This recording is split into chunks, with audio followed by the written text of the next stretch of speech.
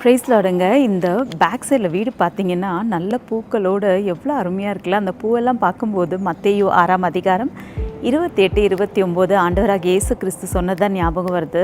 அதாவது இந்த பூக்களுடைய நிறமாக இருக்கட்டும், அதோடைய உடையாக இருக்கட்டும், சாலமோன் கூட உடுத்தினது இல்லையா, அந்த அளவுக்கு அருமையாக ஆண்டவர் அதை உடுத்துகிறார். அப்போ பூக்களையே ஆண்டவர் பார்த்துக்கும் போது உங்களை பார்த்துக்க மாட்டாரா? நீங்கள் கவலைப்படாதீங்கன்னு ஒரு நாள் என்னாச்சுன்னா, ஒரு குட்டி பாப்பா ஒரு தொட்டி கொண்டு வந்து அதில் விதையை விதைச்சி பூ வரும்னு சொல்லிட்டு காலையில் நைட்டு ஏன் 1 மணி நேரத்துக்கு ஒரு தடவை போயிட்டு அந்த தொட்டியே பார்த்துட்டு இருந்தாலாம், பூக்கள் வந்துச்சான்னு. அப்போ அவங்க பாட்டி சொன்னாங்களா, இப்படி நீ அடிக்கடி போய் பார்க்க தேவையில்ல, கவலைப்பட தேவையில்ல.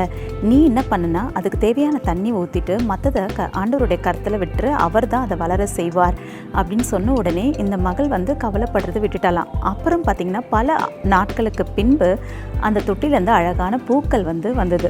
ஸோ நம்ம கூட என்ன பண்ணுறோன்னா, அநேக நேரத்தில் ஒரு ஆசீர்வாதத்திற்காக எதிர்பார்த்து ரொம்ப கவலைப்படுறோம். நம்ம கவலைப்படுறதை விட்டுட்டு நீங்கள் என்ன செய்யணும்? ஒரு படிப்பில் ஒரு ஆசீர்வாதம் வேணுமா? நீங்கள் படிக்க வேண்டிய படிப்பை படிங்க. நீங்கள் செய்ய வேண்டியதான ப்ரிப்பரேஷனை நீங்கள் செய்யுங்க. மற்றதை கர்த்தரிடத்தில் விட்டுருங்க, காத்துருங்க. கர்த்தர் உங்களுக்கு ஒரு ஆசீர்வாதத்தை தருவார். ஆமேன்.